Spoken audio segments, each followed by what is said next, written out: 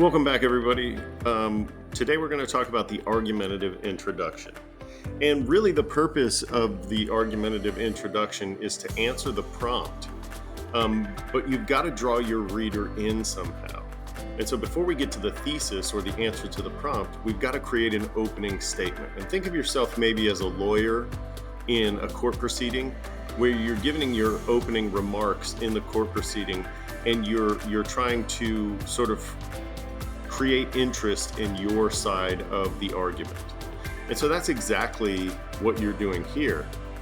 And there's 5 different ways that I teach you to do this. One is a short story or an anecdote. Tell a brief story related to the topic, especially if it shows some importance related to the topic. You can use a quote. And remember, these things don't have to be short stories or quotes or statistics from a long time ago. You can use quotes or statistics from the very recent history, and I would tell you that the more recent the better. And quotes can even be from your favorite movies, your favorite TV shows, and even your favorite songs that you listen to on your streaming services. And then description should really always be a part of it.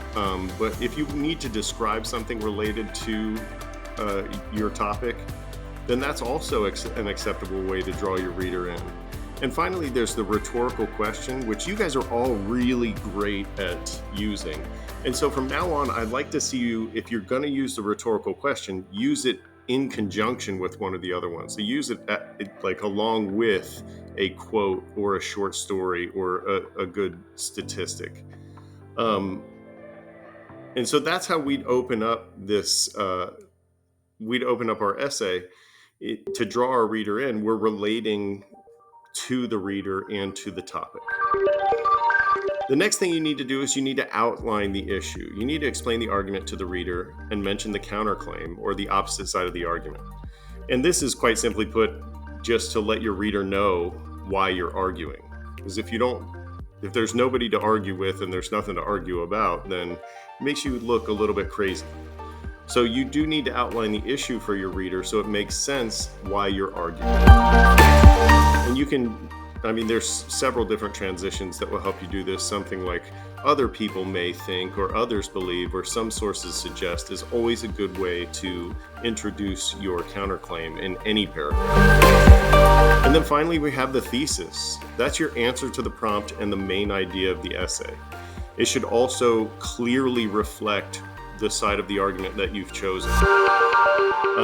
And then to finish that off, you should include the 2 main ideas of your support paragraphs that will follow this paragraph in your essay.